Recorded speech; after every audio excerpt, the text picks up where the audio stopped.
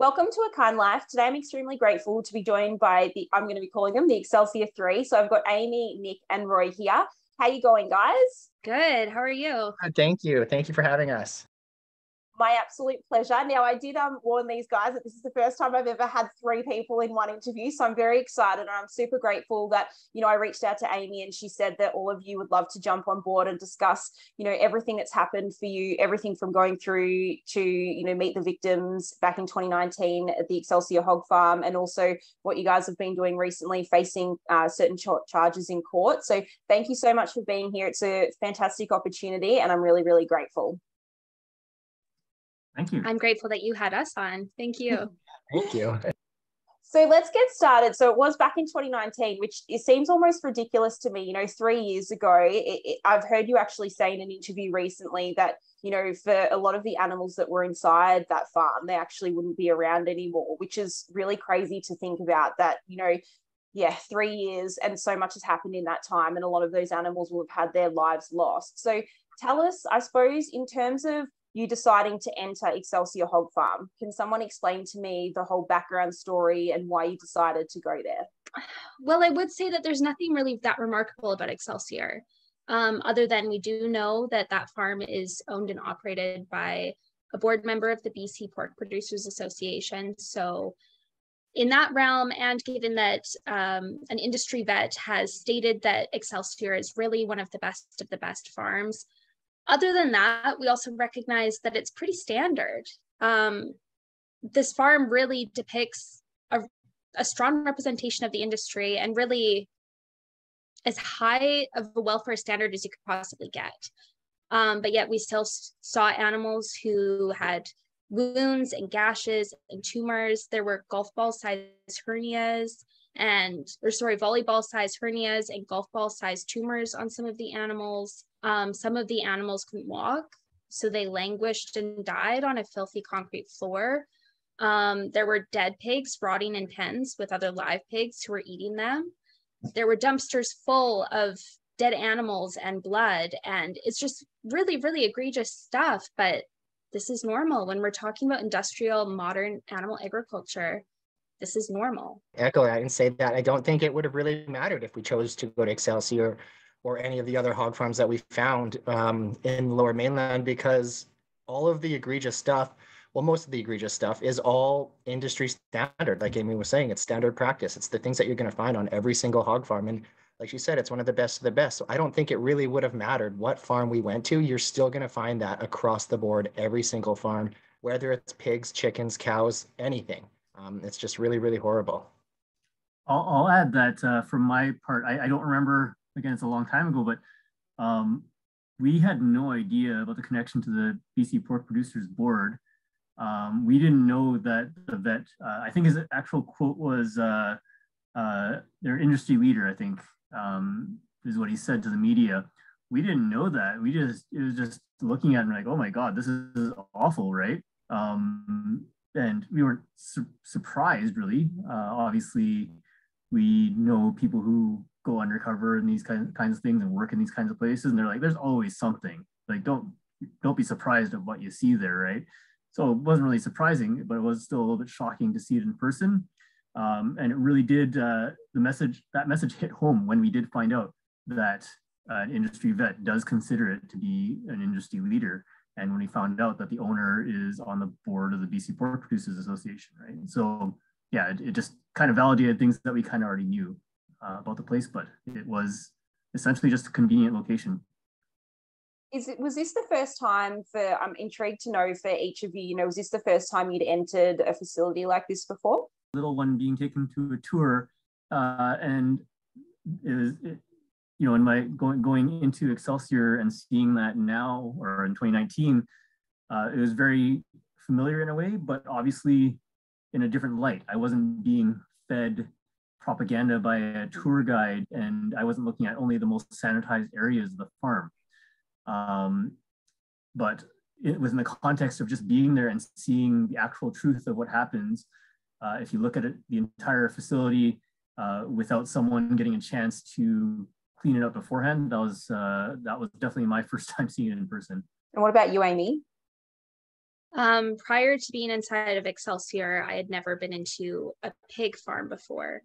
So that was, obviously I had seen videos online. I had read a lot about the industry. I knew about gestation crates and farrowing crates, and but it was very different and very shocking seeing that firsthand in person. It felt to me like we were stepping into a torture chamber.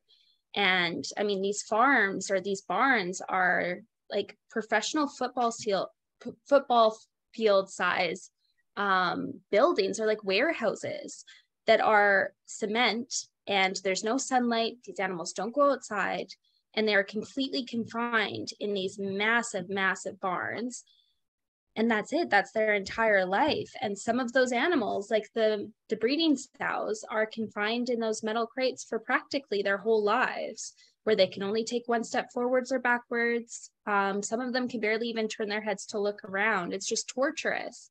And witnessing that in person and feeling their stress and their anguish, it was really, really compelling. And it was different than watching it through a screen. I think because, I don't know, for probably many reasons, but pigs have very human-like eyes, and they're very expressive. And to me, at least, I feel like when you look at them and you try to engage with them, they are trying to engage back with you, and it's clear what they're trying to express. And in a situation like Excelsior, it's devastating. And what about yourself, Nick? Before that, never been inside of a hog farm at all. But yeah, nothing like, none of the documentaries or footage that you can watch online could prepare you for what it's like to step inside of one of those facilities. And I just wanted to add on to what Amy was saying, that the feeling inside of there, like, you know, when you walk into a room and somebody's energy is just like off, or they're just, you know, upset or really sad, you can feel that.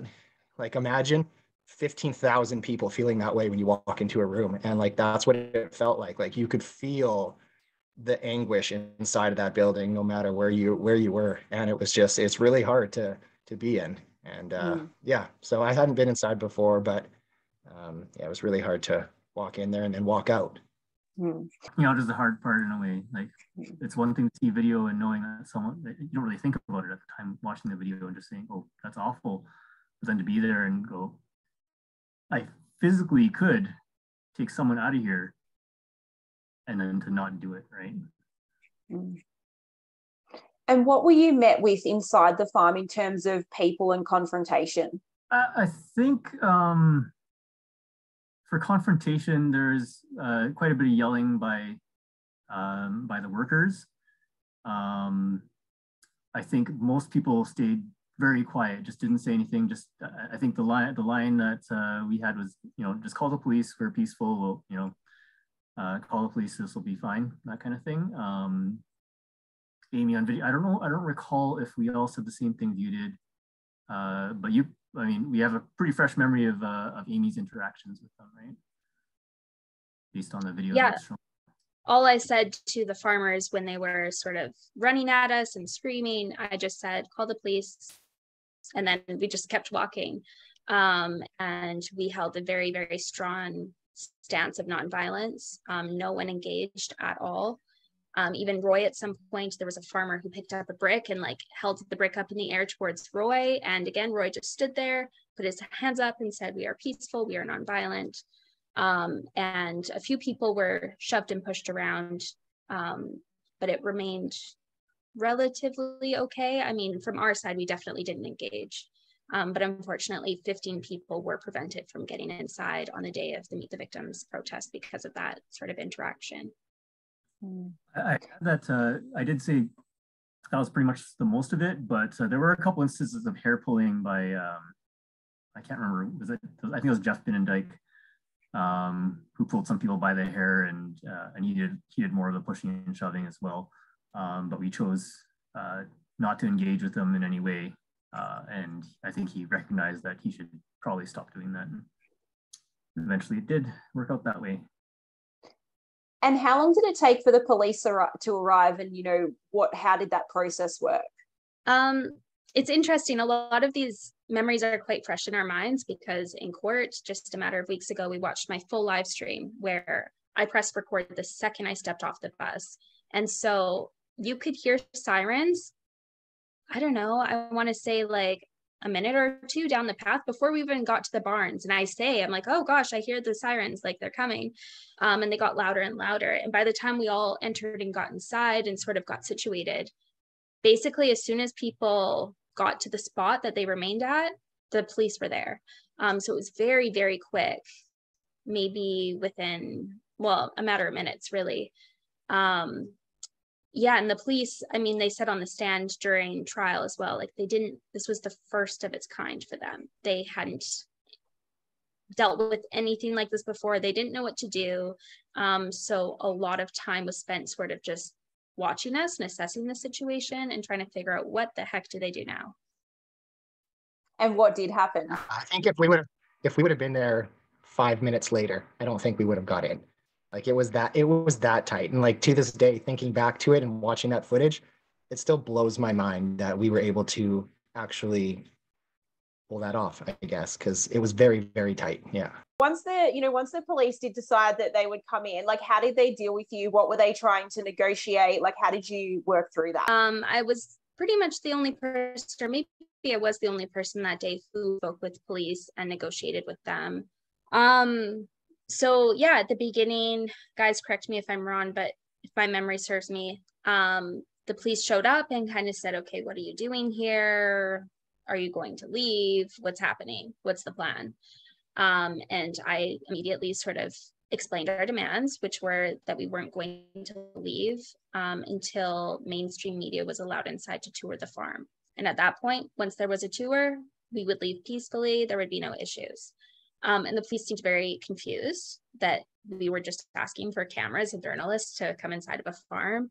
But yeah, he went and spoke with the farmers, and the farmers agreed immediately. They said, yeah, sure, we're proud of our farm, like let them in, which they might be regretting now. But after that, it just took hours and hours of logistical stuff for the police to sort of sort out how they're doing this.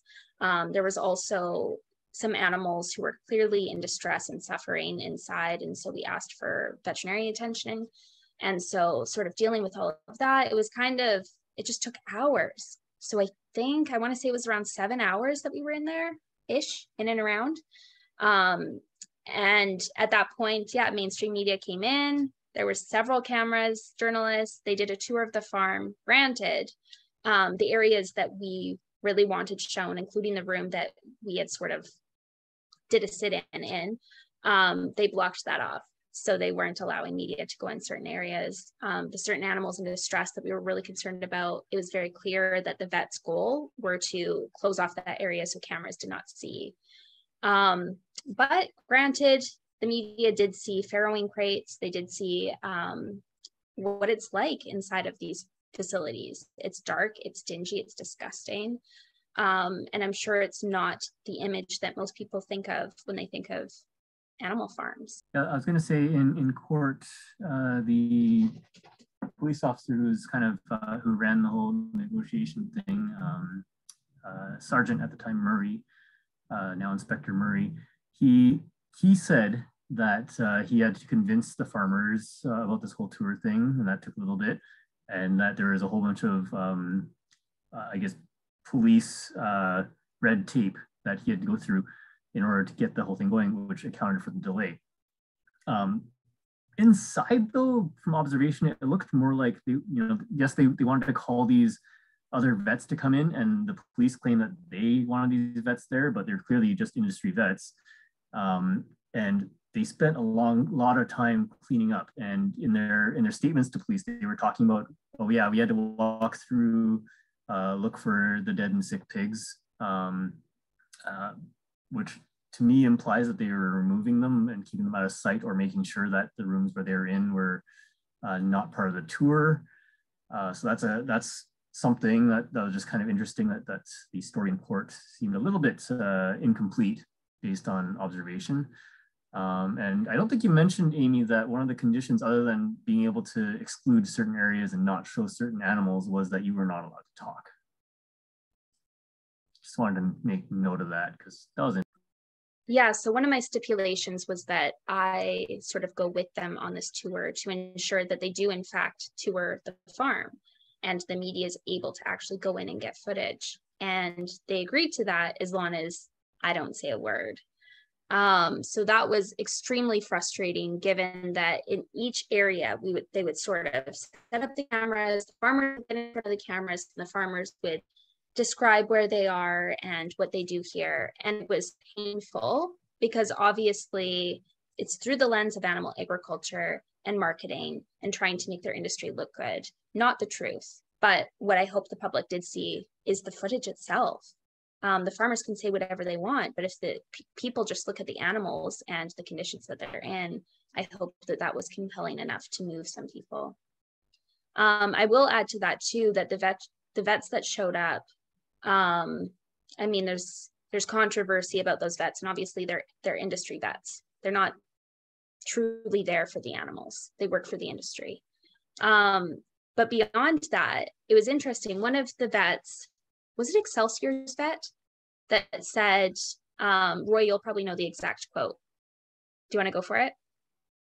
about getting us out of the... Yeah. Yeah, okay. So that is Dr. Vanderwall, actually, believe it or not. So this veterinarian was in charge of a dairy that was convicted, had a bunch of people convicted for animal cruelty in 2014 in a city a little bit east of Abbotsford, where Excelsior is. And he also owns a dairy in Abbotsford called Cedar Valley, which just got caught committing major animal cruelty this past November. We heard a rumor that there's charges coming through on that. But yeah, he was the independent vet that came in to help the cops. He's a animal welfare consultant for the Abbotsford Police, and he was there to make sure that the animals were okay at Excelsior Hog Farm. This guy who's at least twice been in charge of an operation and caught committing massive animal cruelty, and then he was helping Excelsior cover up their animal cruelty. So he was leading a lot of the negotiation, and he wanted the activists to get out of the room with all the gestation crates, which they call the breeding room, I think. He says, oh, we want to go in there and attend to these animals that you pointed out. And Amy's like, okay, go ahead, come in. He's like, oh no, you have to leave first. And then I think Amy and Nick were like, okay, how about you go down this row and then we'll move over and go there. He's like, no, you got to get out. And then we said, whatever, we'll let you through. It's not a problem. And eventually, I forget, I think Nick said it first, but you both said, how about we just move into this room just outside of there? Would that be good enough? Because we're not going outside just to get arrested for nothing. And that worked out for them, I guess. In his statement to the cops, the way he framed that interaction was, we basically played the animal health card. So we tell these activists, if you really care about animals, you'll get it out of this room so the vets can do their job. And they went for it, ha ha ha, right? So in what, looking back at the video now, you can tell he was being really deceptive. In the moment, you kind of give him the benefit of the doubt, saying he really thinks that it's best for the animals if we leave so that they can go in. But afterwards, he tells the truth. So anytime you talk to an industry vet, keep in mind that they're just lying about everything. I would like to mention, if it hasn't been that, once those vets did go in there to look at the animals, they didn't look at any of the animals that we had concerns about either. There was the one mother that you've probably seen in all the pictures that we've been, sharing around on all the signs, that's just lying in a pool of her own blood, just dying on the ground. And obviously that's not right. And they had nothing to say about that. They didn't even go in there and look at that mother there. So to say that these vets had the animals' best interests at heart it's atrocious. They're not unbiased. They're not here to help the animals. They, like Roy said, they're here to help the industry. So you can't trust what these industry vets are even saying. Yeah, it's unimaginable. You've done your best to try and help them, but even seeing vets go in and really pick and choose who they are helping must have left you feeling so helpless, because you knew that you couldn't take them and try and save them. So having someone there is their best shot, but obviously them just avoiding and really trying to turn a blind eye to what you could see was really happening is heartbreaking. How did you go then from having the media inside and touring that facility? How did that then get taken, I suppose, into mainstream media? Like, how did those outlets share that story? I think that for the most part, the footage from the actual tour and everything, it was going to be pretty industry friendly because the only people talking were industry. But it is telling the way they put it together. The first thing they show, and you've probably heard this before, oh, you need to put them in farrowing crates or else they'll squish their piglets, right? The first thing that they show in the media story is a piglet getting squished, and one of the farmers quickly, like as the camera looks, just pulling the piglet out and pretending that didn't happen. They also lied straight up. They lied about gestation crates. They showed a different type of crate somewhere else that were more like, I guess, just feeding stations in a way, and made it as if all the gestation crates and farrowing crates were like open so that the animals could get in and out. And I think they might have even straight up said, this is what we do here. There's no, they can always get in and out. That was a little disappointing, but I think most of the stories showed quite clearly the contrast between what the owners of the farm, what the industry shows on this tour that they had time to prepare for, versus the same farm when people just go in and take their own footage, and they showed the difference. And I hope that the public keep clued in on that, as that there's the story they want to tell, and then there's the real story. Yeah. Are you referring to the PETA video, Roy? Yeah. Maybe we should explain what we're talking about. Yeah, go for it, Amy. Okay, so it was actually just a matter of days before the Meet the Victims action. A video was released publicly and in the news from PETA of an undercover investigation at Excelsior Hog Farm. So this was covertly taken in the cover of night, and that's where a lot of this egregious suffering and cruelty and neglect sort of came from, and it outraged people. And that video got a little bit of attention, media attention. I think CTV News, maybe National News got it, but it wasn't that much. There was some attention on it, and the SPCAs, who are animal law enforcement body here, the BC SPCA, they did receive an animal cruelty complaint about that farm. And then it was days later that we had the Meet the Victims action. So I think the Meet the Victims action not only garnered enough or a lot of attention in and of itself, but it resurfaced that previous video to show, okay, not only did activists go in and make a big fuss, and it drew a lot of attention. A lot of people were like, oh my gosh, what are they doing? And why would someone do that? Why would someone go and get arrested or go and trespass and do that? But then it shows why, which is that previous video. I guess, like, going from that, I really wanted to check, is there anything else you wanted to cover specifically about the action? Because I'm really interested then, I guess, to understand how it went from that to, you understanding the offences you were facing, and then now recently going to court. Is there anything else? I mean, there's so much you could cover about the actual action itself, but I think we've, get a really good understanding of it from what we've discussed so far. I know a lot of people are rather confused why so many people were inside the farm. 50 people were arrested that day, and then it somehow dwindled down to only me facing charges, and then 3 guys were added, so then it was 4 people being prosecuted. That seems rather confusing, and I understand that. So initially, the day of the protest, everyone inside was arrested, and at the time I was the only one taken into custody and facing a court appearance at that time. And the reason was because I was the only person who did police negotiations that day. So I guess they singled me out, and the arresting officer even told me, we need to make an example out of someone. And he said, I feel uncomfortable taking you into the station, but we do need to make an example out of someone. So that was pretty honest and clear to me. And we also recognize that that may happen. So we are very careful about that sort of circumstance, but I guess not careful enough at that time. And then upon my arrest, they seized my phone. There's definitely some issues with the seizure of my phone, which will likely come up in appeals. But they did seize my phone. They sort of forced me into getting into my phone. And it was upon that investigation that they arrested the other three. So Nick, Roy, and Geoff. And it sort of opened up this big case, and they realized that a month prior to that arrest, there was already a police case where those farmers had found hidden cameras on their property. So the owners of Excelsior found these hidden cameras on their property. They called the cops. The police came down to get the cameras. And somewhere in between Excelsior and going back to the police station, the police lost the SD cards that were within those cameras. Seems fishy. They had the cameras, but yeah, the SD cards that actually show the footage, they're gone. And we do know that the owners of the farm did review some of that footage before calling the police.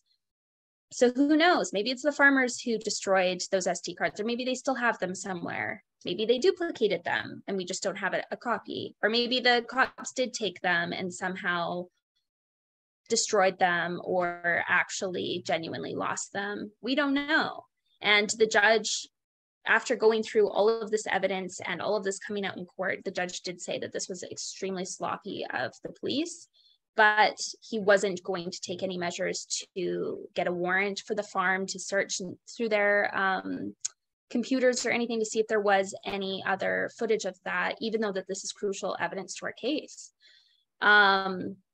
But yeah, since there was that police record already on file, it really became so much larger than just the protest itself, because I think we became #1 suspects for those hidden cameras being found. Yeah, and that's something that I personally wasn't aware of, and that, you know, people may not have known. And I think, you know, when you said that the police actually said, you know, we need to make an example of you, I think that's, you know, pretty obvious. And especially when you said that they hadn't experienced this, you know, you guys going into that facility was something that the police weren't prepared for or didn't know how to manage. And obviously, unfortunately for you guys, you've been made an example of. They're trying to discourage people from doing it again. So at what point, you know, from after you had been arrested, you've gone through your process, when did you find out the charges you were facing and what the future was going to hold for you? August 2020, I think, ultimately, something like that. So a year and a half later, how did we find out? Someone just told you, I was looking in the court register. Oh, no, you two got a visit from the police, didn't you? Yeah, we got a visit from the police. I think Amy and I were on vacation. Were we on vacation at that time? I don't know. No, you were home. No, that's right. I was home. It was first thing in the morning. Yeah. Cops woke me up at like 6 a.m. by knocking on the door and handed me the letter. And I was like, oh, wow. Okay. So I'm being charged for this as well. Roy, I'm not sure how you found. Geoff and I found out, I think, after you got that, and someone gave a heads up that we were on the court registry with those charges. So we quickly called a lawyer who kind of said, oh, one of the, like, kind of implied that a lot of times cops will put out charges on a Friday, or sorry, the Crown will put out charges on a Friday and you get an arrest warrant going on a Friday, because then we didn't know. They could have arrested us on these charges and held us over the weekend because there's no judge available. Thankfully, we knew. So on this day, we quickly got a lawyer who called the court and said, they know, they will appear. You don't have to go find them. So that's kind of how we found out. No one visited us. No one called us. No one sent us letters. Nothing. Just we were lucky that someone a member of the public, someone happened to see our names and let Amy, gave Amy, I think it was Amy, you got a heads up from someone, right? About me and Geoff? I think so, yeah. And with Geoff, it's also a little different because Geoff is the defendant that's not here. So his case was slightly different. He was the activist who went to the SPCA to file an animal cruelty report. And instead of the SPCA doing their job and going and investigating this cruelty and prosecuting the farmers, they took that information from Geoff and handed him over to the police, despite having no legal requirement to do that. He had a confidentiality agreement with them and they breached their own confidentiality agreement. There was no reason for them to do that. And so Geoff was arrested and had his phone seized in another sort of instance that was related to that. And then after pretrial, it was argued, the lawyers argued abuse of process by the SPCA by doing that they shouldn't have breached that confidentiality agreement. And subsequently after that, Crown dropped his case. They never explained why they dropped his case, but that was the argument that the lawyers made. So we can sort of infer what that was about. So yeah, Geoff didn't go to trial, but us three did. And you were facing, I think it was 21 indictable offences, is that right? And tell us about once those. All was said and done, it was 21 charges of break and enter to commit mischief and mischief. And I think some were just break and enter. Is that correct? Every break and enter charge is every break and enter charge is a break and enter and commit indictable offense of mischief. This is going to sound so confusing, but that's how it works. Each break and enter charge included an element of criminal mischief, and then there were separate mischief charges that were actually basically necessary in order to charge us on break and enter. So it was interesting in trial because if they couldn't prove mischief, then there is no break and enter. So that's all we had to prove, is that there was no mischief. And it's kind of unique. And I imagine this was also sort of confusing for the police the day of the protest, of like, okay, well, they're not vandalizing, they're not harassing, they're not stealing, like they're just sitting there and they're filming. Like, what do we charge them with? And we had to go through all of that. And so our specific mischief charge, we had to interrupt, interfere with, or obstruct the lawful use or enjoyment of their property. So that's a whole long-winded thing that basically we proved we didn't do. And not only that, a strong part of our defense was proving that the lawful enjoyment of their property and the lawful use of their property is important here, because those hidden cameras revealed criminal animal abuse from that farm by those farmers, like the farm owners. So we argued that they're not lawfully using their property. And if they're not lawfully using their property, there is no mischief. But the judge struck down that argument, unfortunately, which was really critical to our case. And we weren't allowed at that point on, we weren't allowed to talk about animal treatment, animal welfare. We weren't allowed to show footage.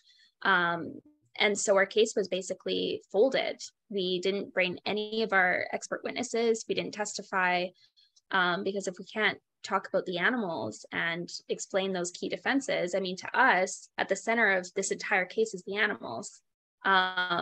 But even beyond that, when we look at just the obstruction, interruption, or interference with their property or their use of their property, which includes the pigs, because they consider pigs property in the court, we didn't do that.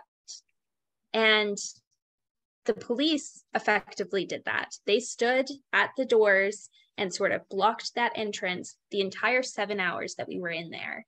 And the farmers even said that, because the farmers said, well, the only thing that he wasn't able to do that day that he wanted to do was artificially inseminate those sows in that room. And we questioned him by saying, well, did you try to go in? And he said, no. Well, did you ask if you could go in and do that? He said, no. And ultimately, he said the only thing that was really stopping him from doing that were the police who were standing there. So the police caused that obstruction, not us. And he could have tried if he wanted to. But ultimately, unfortunately, we had a trial by jury and the jurors found us guilty, even though to us, by the letter of the law, we didn't commit mischief. Therefore, our charges should have been dropped. But I think ultimately the jury wanted to find us guilty of trespass, but we weren't charged with trespass. So the next best thing is to convict us of what we do have. And that's something I was Hopefully intrigued. that made sense. Yeah, no, it does. I'm really intrigued to understand that. Is that why did they not try and charge you with trespass? Like, I'm not sure, maybe it's different over there to over here, but I was really surprised that that's something that was not on the table.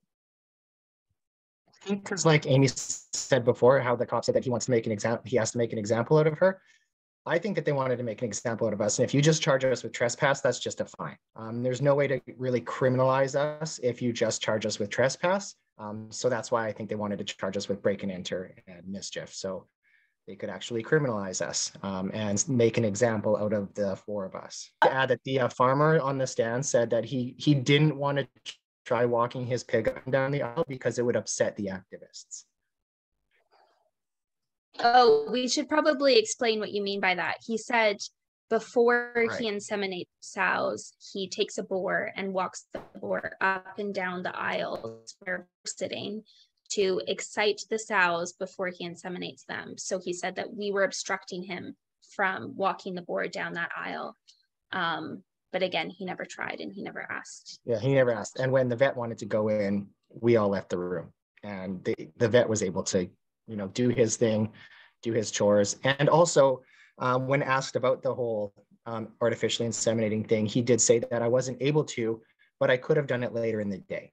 But that's just not when I usually do it. So he was able to still complete all of his chores throughout the day. His chores were not interrupted or obstructed. He could have completed them, and he just chose not. I can't even imagine, how upsetting, like heartbreaking it would have been for you guys in court for them to say that you couldn't, there could be no showing or showing the footage of what you found within the farm. What was there? I guess I maybe not understand that part quite correctly. What was the reason for that? The system is biased against activists and against animals, and they want to try to validate their own decision to have industries like this exist and to support them. But the judge basically said that you can't question the lawfulness of a place like this based on no matter how many code violations, no matter how many potential criminal acts are on video, that doesn't matter. What matters is that they're licensed to be a pig farm and that they're operating as a pig farm. Now we have examples of other things where obviously different cases where places were deemed unlawful for different reasons, and therefore there could be no mischief charge because people who would be the complainants, I guess, were not operating lawfully. They were doing something illegal. The problem is in this situation is that that's the jury's job to determine. The jury should be able to look at all the instances of something potentially unlawful happening at the farm, decide if this is just a systemic issue where this is just what they do all the time, every day, which I'm pretty sure they do. And then ask themselves, can we still consider this place as a lawful operation despite this? And they might have said yes, they might have said no, but that was the jury's decision to make, my opinion at least. And generally for a jury trial, that's their call to make. But the judge didn't want to leave that in their hands and just said, if it's licensed as a pig farm and it's a pig farm, then it's lawful, period. And we're not allowed to argue against that. And adding to that, even just talking about animal welfare or cross-examining the farmers about their treatment of animals, that was struck down in the middle of a cross-examination with one of the farm owners and operators, where they were really getting into it and asking him if he follows the letter of the law, what those laws are. And we found out that those farm owners, despite this farm again being one of the best, apparently industry leaders, he could not state any of the laws pertaining to farmed animals, not even like Safe Food for Canadians or the Prevention of Cruelty to Animals Act. He didn't even know what that was. So as they were kind of going back and forth and cross-examining him on a lot of this, the judge actually stopped and said that from his mind, which I mean, he's correct, we were trying to put the farm on trial rather than the other way around, and that he didn't want this to become a political show trial. So I think that's why he struck down a lot of this stuff, is also, it's just bias, ultimately. Yeah, and I think that was probably one of the most frustrating things for me, is that the jury got to hear everything from the farmer, and they had to take everything the farmer said as the absolute truth. So when our lawyers were asking them, do you or have you ever seen people electric prodding the pigs in the face? Have you ever seen people kicking the pigs or hitting the pigs? And the farmer said, no, no, no, that never happens. That never happens. And we have clear documented footage of it happening on the farm. And we couldn't cross-examine them. We couldn't show the jury that this farmer is lying on the stand. They just had to take it for truth. And it was just really frustrating to know that we had all of the evidence could have had in front of the court, and we just weren't allowed to talk about it or even question them on it. So it was really, really frustrating.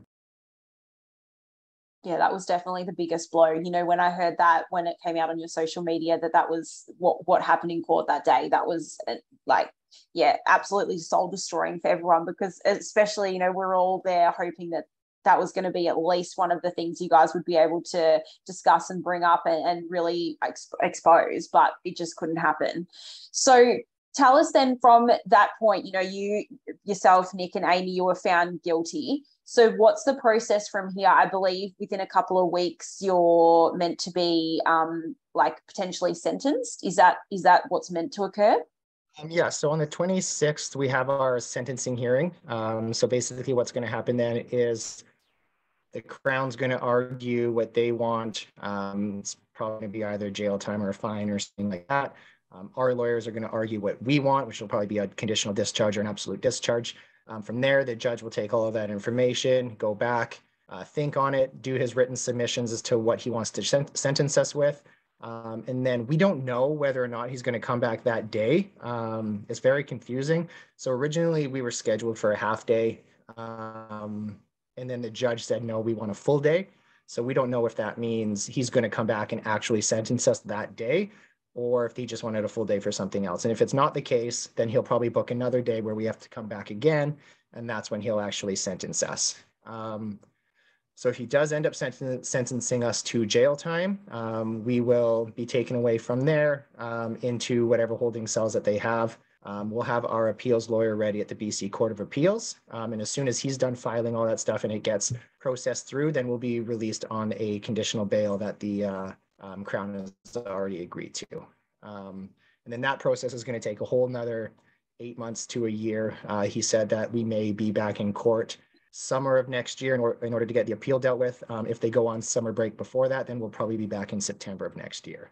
I was just going to add that when we talk about the devastation of not being able to talk about the animals or show the animals, I mean, that was so key. And I was looking forward to going to trial for that very reason. It was going to be so, so powerful.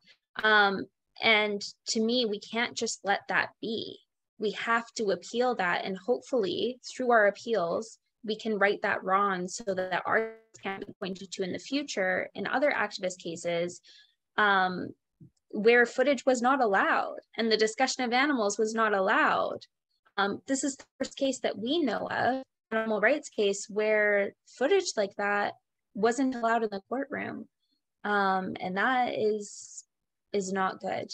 It's not good for animals. It's not good for activists. So we really hope that through this appeal process, hopefully we'll succeed at least with that. We have some strong grounds for appeal with other areas like my phone and the searching of my phone and some other issues, including a juror who, oh, there's my dog. Do you want to say hi? Oh. Including one of the, she's so fluffy, she just had a bath. One of the jurors who walked in to give the verdict, and he was wearing a shirt that said "Make Canada Great Again," which is obviously a spin-off of Trump's "Make America Great Again." And the Canadian Hate Network has clearly stated that Roy, oh, sorry, Anti-Hate Network. Yeah, Roy, do you want to take this one? Because you're better at talking with that. So basically, having a juror wear a political message at all was kind of strange to me, and I thought, they can't do that. And you definitely should, like, convicting animal rights activists probably shouldn't be wearing a far right message like that, you know. And the only way he did it was to really send a message to animal rights activists that, you know, we're here, we're everywhere, and we're gonna convict you on stuff like this. So yeah, I was reaching out to some sociologists, criminologists, whatever, and got pointed to the Canadian Anti-Hate Network, which keeps track of some of these some of these groups, and they let me know, oh yeah, that's definitely a far right message. It's definitely related to Trump's "Make America Great Again." And if someone's wearing that, they're kind of telling you they hate everything that could be perceived as leftist, such as human rights or animal rights activism. So hopefully we get some specific experts who will talk about that for appeals, because I think based on previous case law in BC, actually, a juror who gives the appearance of bias, even without actually being able to prove that they made biased decisions, if they give the appearance of bias, then that's a mistrial. And in my layperson opinion, that's a clear appearance of bias, and we'll see what lawyers and judges think of that. But either way, it's going to be part of the appeal. Maybe one of the least important, but maybe one of the most interesting parts of the appeal. But definitely, not being allowed to argue about lawful use. That's important for not just animal rights activists. That's just important for law in general. Being able to argue regarding the elements of the charge that's actually in the writing of the charge. This wasn't a stretch by any means. It's right in there. And of course, the police being allowed to essentially commit misconduct, lost evidence, warrant violations, etc. And for that to just be ignored by the judge, that's just bad that's just bad in general. That's giving cops a blank check to do anything they want, anytime they want, and for the Crown to approve charges, no matter what the cops do. It's illegal evidence, and they got allowed, which is kind of ironic for reasons maybe the court saying that illegal evidence, cops doing things illegally with warrant violations and lost evidence, like basically allowing illegal evidence and being allowed to lose key evidence was just fine, and the trial can proceed. But kind of related to us, illegal evidence we know apparently is not allowed. Yeah, so the footage that was presented to the BCSPCA showing cruelty, including legal and illegal cruelties, obviously was obtained illegally. There's no other way of doing it unless you are undercover, working in the industry, or an employee whistleblower. There's no other way of obtaining that footage. And so the BCSPCA never recommended charges because they said that footage would be inadmissible in court because it was illegally obtained. However, we also understand that there's nuance there. They need to know what degree of severity the crime is. They need to know all of the details. And the BCSPCA said, well, we found out in court through a detective that the BCSPCA said to this detective that they had never even looked at the footage to determine whether or not they should recommend charges, or how they should try and describe that to the Crown as to how they should recommend charges, or even just put it in the Crown's hands and see what the Crown says if they're going to follow through with prosecution. They never did that. They didn't so much as make a public statement denouncing this farm or calling for, I don't know, better transparency and accountability or anything. All they did was hand Geoff over to the police. So yeah, it is interesting that some illegally obtained evidence is used against us in court and is allowed in court, but other illegally obtained evidence of criminal animal abuse is just ignored. And so for both you, yourself, Amy, and Nick, I'm trying to understand in your headspace, considering that you may, be facing jail time. Like, is that something that, because, there's so many steps between now and then, potentially like appeals and things, that it's not something you're, I suppose, facing yet? Or is it something that you think about? Like, I'm trying to understand, like, how do you even process that and try and prepare for that if it is something that might happen?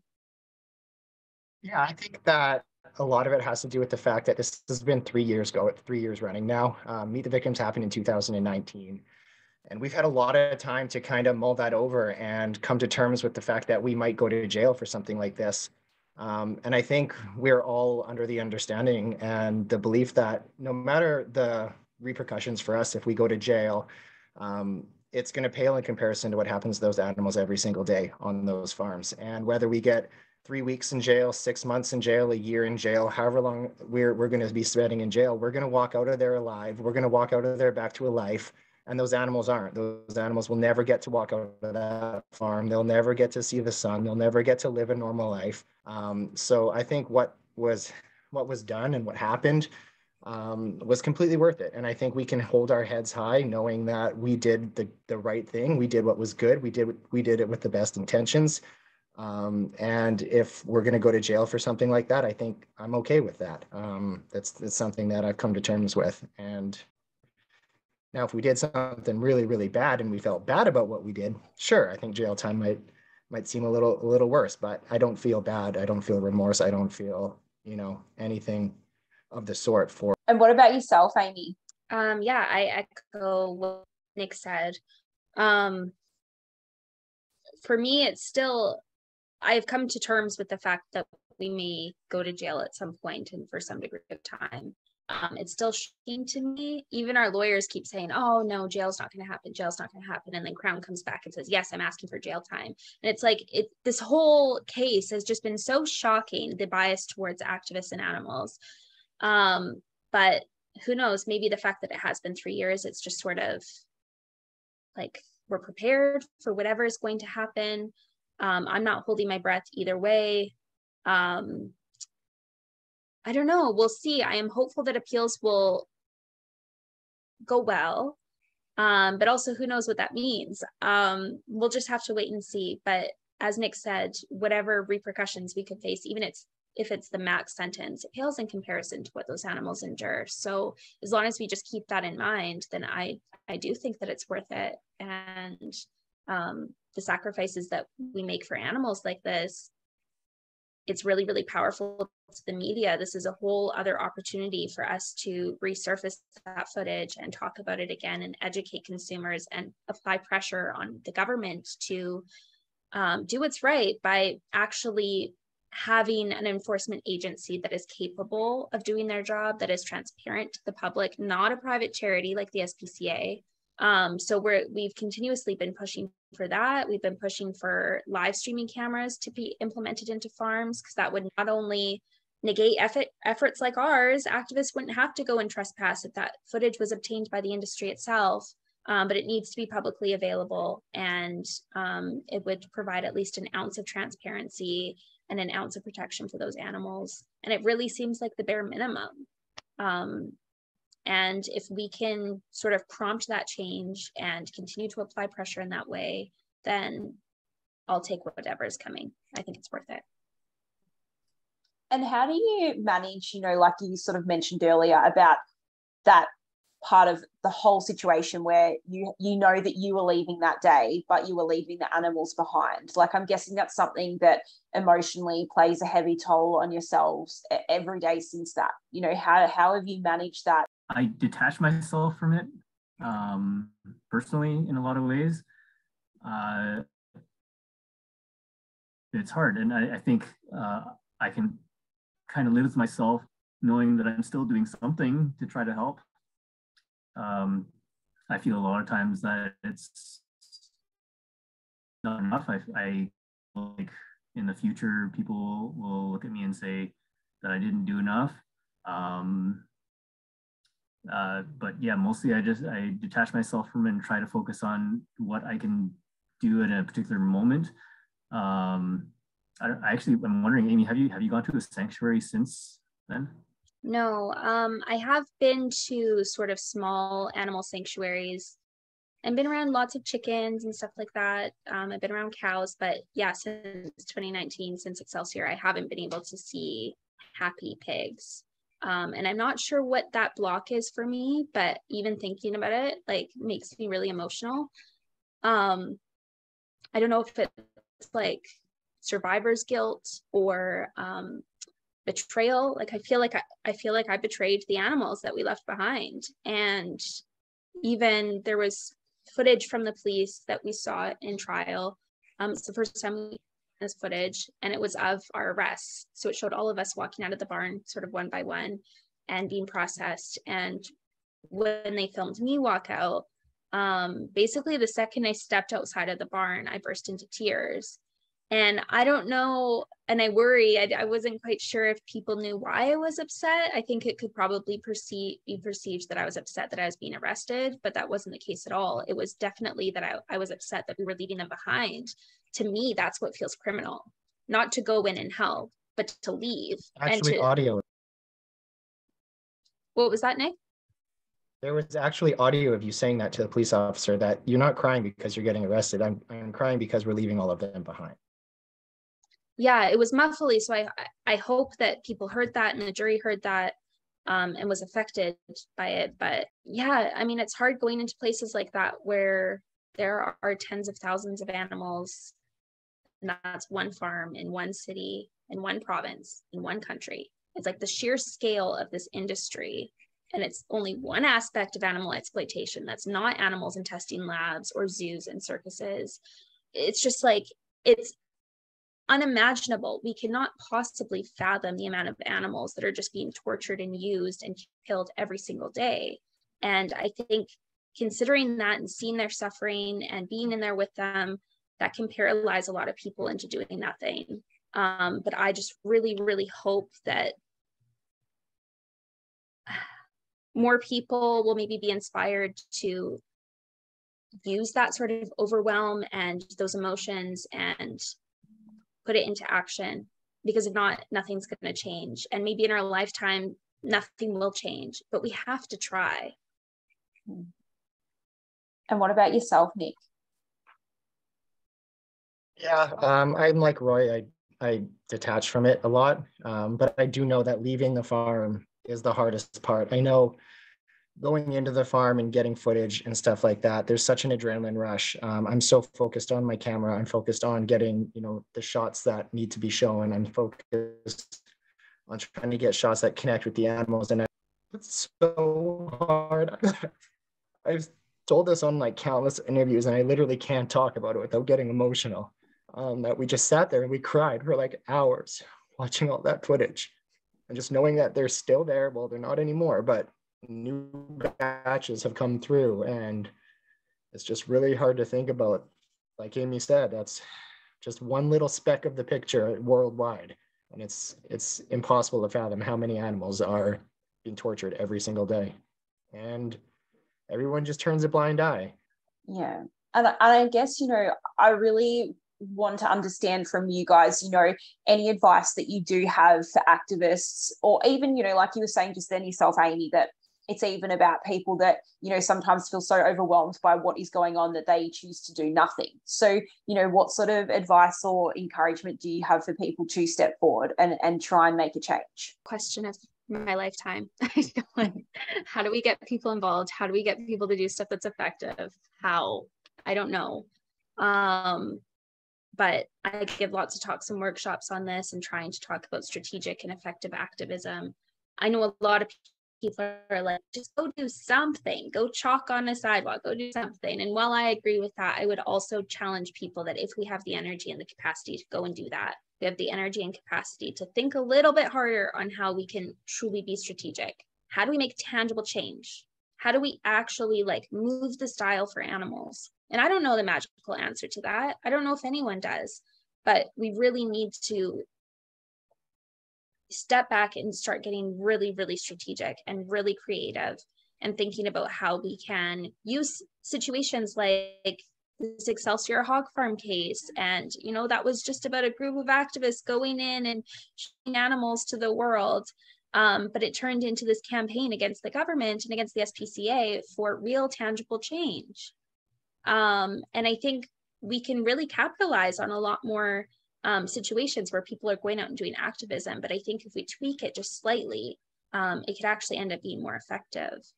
And I think once we start having wins and feeling like, oh, whoa, we actually did something, or we're getting one step closer, we can feel it, we can measure it. I think that invigorates people and gives them strength to keep going, even though this is so devastating constantly. I mean, I'm devastated every single day of my life. But I think once we do have those wins, it's like, we can do this. We can do this, and we can inspire other people to do it. Yeah, that's my advice. I think maybe even not just advice, but just looking at kind of how this whole thing is played out, right? It might have made sense in a way to have just gone into this entire thing saying that our goal is just to tell people go vegan. And people have told us that. We shouldn't be in the media talking about better enforcement or CCTV cameras. We should just be going in there saying go vegan. We should go to the media and say, this is animal abuse, everybody should go vegan. We should go into court and say that, right? And it's not saying we didn't forget that message, but we worked on certain that we have some chance of actually getting, within a reasonable amount of time, such as reform of enforcement of animal cruelty laws. Because at the very least, enforcement laws that we have, right? That's kind of our thing. That's one goal. It'll make things a little bit better. Does it solve everything? No, it doesn't solve everything. But we did say repeatedly, even no matter who it is, any member of the public could be your typical bacon lover who would normally punch us in the face, should agree that at least the laws that exist should be informed. That's something common that people could agree upon, and maybe we can do something about it. Oh, by the way, you probably shouldn't be eating that because these are animals with their own lives, they're sentient beings, right? And hopefully we can make those steps towards getting people thinking more about the animals as individuals through this whole process. Not saying that it's necessarily wrong for other people to be just telling people go vegan, go vegan, go vegan.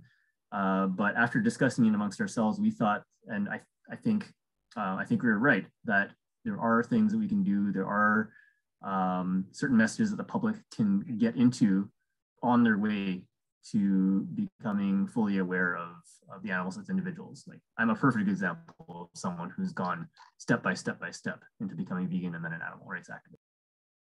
Yeah. And did you have anything to add, Nick?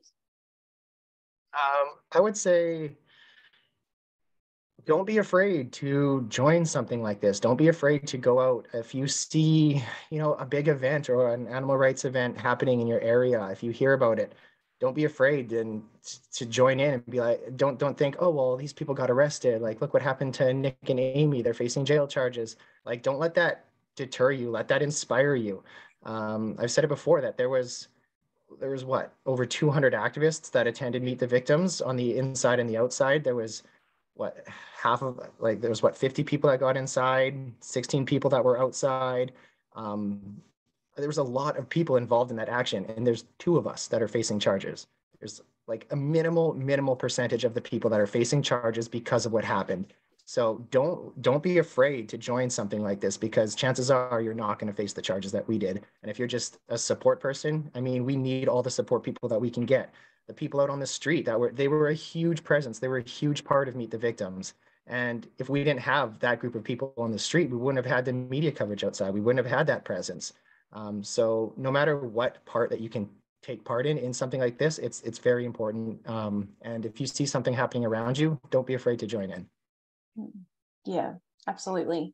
And how can we support you guys? Obviously I'm based in Australia, so where it's a little bit different to being able to attend in person. Like, I know you've had great support outside the court and doing this current protests and things happening across, but I guess what can we do all across the world to help support you guys?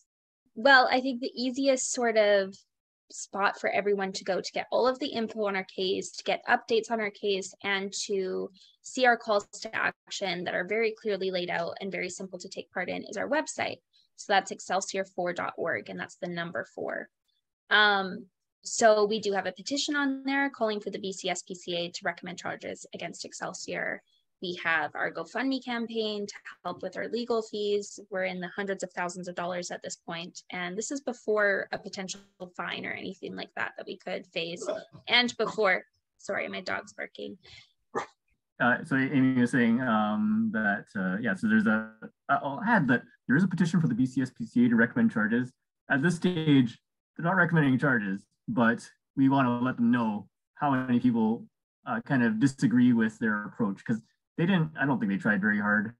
They're not being transparent about it. So getting signatures on the petition, I'm hoping will play a part in the future of how the SPCA approaches these situations. And I think it already has actually pressured them quite a bit into doing better, or at least not turning the damn activist over to the police when they do get this animal cruelty footage, because that's not their job. Their job is to protect the animals. not, you know, if the police want to worry about the trespassers, fine. But the SPCA, that's out of their lane completely. So yes, there is a GoFundMe. It was in the hundreds of thousands of dollars already, as Amy mentioned. The great thing about the GoFundMe is that there's a matching donor. So we're looking like even after paying any fines or the appeals lawyer, which is another thing, I think that's a big expense right now, getting the appeals lawyer and potentially fines, but every dollar counts for two now. We do have some merch for sale, like t-shirts and stuff that can be shipped worldwide if you want to do that. There's posters and shirts and stickers and stuff like that. There are letters that people can write, mostly for local people, but I don't think it's going to hurt to have people internationally. There's some people in different countries having solidarity rallies at the Canadian embassies and consulates. I don't know if I'd ever ask anyone to do that, because that is just going above and beyond anything I ever expected, but they're doing it. So if people want to do that, I'm not going to stop them, because that's just amazing. I'm sure it comes back to we had one saying, today.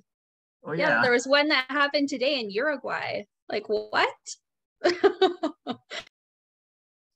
So thank you to everybody who's going way above and beyond what anyone would expect, to just get the message to the governments that they're going after the wrong people, basically, that they need to stop worrying about activists and start worrying about what the activists are showing you. Absolutely. And before we finish up, guys, like, is there anything that we might have missed that you really wanted to cover or mention? Well, do you have any questions? Because I realize that a lot of times I come out of these things going, man, this is such a complicated case. I hope that made sense. And this time maybe more so, because just the way the questions went, kind of got into a whole bunch of different stories more than usual. Yeah, I definitely think, I think that you've covered, because now as well, you're at the point of you've already had the trial, which is great, because we can understand everything from being inside the facility to the charges you faced and then some of the outcomes to date, which is really incredible. And even you mentioning, the potential for appeal. So I think it's really good. And I love that on your website as well, you've kind of stepped that through, like step by step, all the updates as to how you've got to where you are now. So I think you do really, educate people and make people aware as to how it's gone to date. But like you said, there's a great opportunity for people to jump across if they want to know more specific information. I think you've covered it really well. I would maybe just add that even for people who do take direct action or civil disobedience, our case is pretty unique. And the fact that we racked up a combined 21 charges, I mean, they're alleging that we went to that farm many, many, many days, and it became a very large case. And typically speaking, as Nick said, if you're just one person who goes to one event, you're pretty protected. Obviously, I can't guarantee anything, but it typically doesn't come to this. I've been arrested several times for many different actions, and this is the only case that has ever actually gone to trial, and all my other charges have been dropped. And typically, depending on what you're doing, there's just a mischief charge or something like that, which is really a slap on the wrist. And I think often people just immediately think, oh no, I can never break the law. I can never do something like that. But really, like, sit with that and think about it. Why couldn't you? And what are the potential repercussions? Really look into it, research your laws and what does that mean? And what are the long-term repercussions? And is that something that you could live with or not? But also, I would say, don't just break the law to break the law. Like, do something that is really strategic and effective.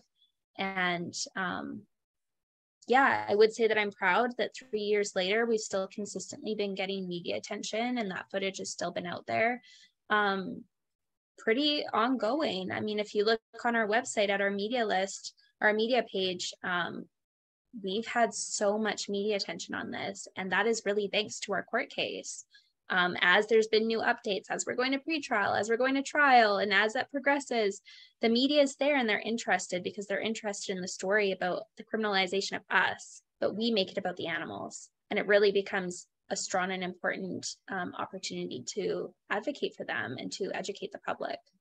So I am grateful that it's really taken 3 years, honestly. Another thing for people who might be afraid of charges is that, I mean, we didn't know a lot of things, and obviously the police did things that were kind of unexpected, Crown did things that were kind of unexpected. But if you look at what's going on with activists locally, you might learn something about how they're doing things, how they're proceeding with charges, what kind of charges, and you can do even more to, even no matter what you do, you can do even more to minimize the risk of charges taking, like even without really knowing it, just going into things with the right attitude of doing things conscientiously, doing things non-violently, anti-violent, I'll say. Actually, Amy's approach was basically anti-violent is how I described it. Made it hard for a lot of these charges to stick, which is why we won 17 out of 21. 17 out of 21 charges were either dropped or we were acquitted on. And I think it's directly and indirectly related to our attitude, the peaceful nature of things and going into things, trying to do the right thing. I'll just quickly piggyback off that. This is quick. And say that many of those other charges were saying that we placed those hidden cameras, that we went in and obtained the footage. And even with video evidence of literally some of our faces in the farm in the middle of the night, planting cameras that the court showed, even with that, there was still not enough evidence to prove, I mean, one, the date, which is important. And if they can't prove the date, they can't charge us. But even beyond that, the judge said there's not enough evidence to prove mischief. So even with that really strong key evidence against us, really, there was no mischief and there was no documented mischief. So as Roy said, conducting yourself in such a way that, I mean, the farmers didn't even know that we were there. And if that's the case, there's no mischief. So just like really, really, I mean, it's been a huge learning curve for us, and I'm so grateful for that. And I hope that, yeah, other activists will really learn from this too. And don't give your phone password to cops. Just don't do it, no matter what they say. No matter what they say, they're probably lying. They're lying. Mm-hmm. And that's something I was going to ask, you know, what have you learned from this? I mean, there would be lots of things, but what have you learned from this, I guess, in terms of what would you do differently? You know, if you had your time over, what would you do differently? Always bring a burner phone. Don't bring your actual. We thought we were being pretty cautious with deleting things on the phone. Like, and this is everybody. You know, we weren't sure if we would get arrested because previous types of actions like this, there usually aren't even that many arrests, if any. This was different, but that's one thing, is that I guess now, at least in Canada and BC, the police are in the mood to seize phones and spend the resources to search through them and to exceed the parameters of their warrants to gain evidence as well. They're willing to do that. So just keep that in mind. That's maybe one thing. Another thing that I would add is I would have, which we tried to do, but unfortunately we got cut off communication, but I would have an external police liaison at an event like this that is doing all negotiations, not someone who is in an arrestable position inside talking with the police, where it's just such an easy target. It was so easy for the police to take me into custody because I was willing to speak with them, and I was the only person speaking with them. But if someone who was outside in a non-arrestable position was doing that, I think that would safeguard people inside. But I feel like if we were to write down a list and really think about this, there'd probably be so many little details. And maybe one day we'll share that all. Anything else you wanted to add before we finish up? I guess if you go to our website, you'll see this, but if you go onto the Excelsior for Twitter, we kind of gave a lot of loose thoughts here and there throughout trial, but a lot of little details that we've already gone on for an hour and a half with quite a few little details, and there's more little details, just interesting things that happened during trial, interesting things we learned about how the industry and the police and the SPCA are kind of doing weird things. And it just might be good to keep in mind whether you're in Canada or elsewhere, because it's probably a lot of similar things going on behind the scenes that you aren't aware of, and just something to keep in mind for your knowledge and to help if you want to do any kind of activism. Yeah. So my plan, guys, is to link obviously your webpage, or your social media accounts on in the episode show notes here. And I guess if people have any like specific questions that they wanted to reach out to you individually, are you happy for people to do that through socials, or is it best to do it through email, like contact on your website? I would say either or both. We do have an email listed on our website. So that's just an easy way to get a hold of all of us together, or probably Instagram, I would say, for all of us. Individually is a good spot. Roy, were you going to say something else? Don't message me on Instagram. Well, I mean, go ahead. You can if you want. I just find the messaging on Instagram would be the worst of any way to message me. Even though okay, don't message Roy. you can message me. That's fine. I'm going to say that number one would be email, because, like you said, we'll all be able to see it. We'll be able to discuss the best answer to your question, and then give that to you. Yeah, it's probably the best way to get the most complete answer to any questions that you have. But I think I can speak for everybody if you reach out to any of us in any way, that we'll do our best. Thank you. Well, yeah, guys, I personally, like, just from myself, I just want to say like a wholehearted thank you, not only for being here, but for obviously being there I can't even imagine the conditions, and then everything subsequently that's happened since that day. You know, you're extremely strong, and you're doing something that, as we've said, you know, they are trying to make an example out of you, but you guys are persisting and trying to make sure that this paves the way for other activists and for us to be able to go into these facilities and really show what is happening and make sure that the public are aware. And I think, you know, I speak wholeheartedly from vegans and activists across the world, that we're really grateful that, you know, you've stayed strong and that you've continued to really push forward and try and make your own example out of this, because we couldn't do it without you and without brave activists like yourself. So thank you so much. And we'll be keeping an eye on the coming weeks. I can't even imagine I suppose it's a little bit like Amy was saying, there's a little bit of, it's gone on for so long that, you know, there's not that kind of, I suppose, angst around it, but every little step is another step towards an outcome. So I really hope it's a positive one for yourselves and also for animals, because you are trying to bring about such incredible change. So thank you so much for your time, and look forward to keeping in touch and seeing how this goes. So thank you again. Thank you so much for having me.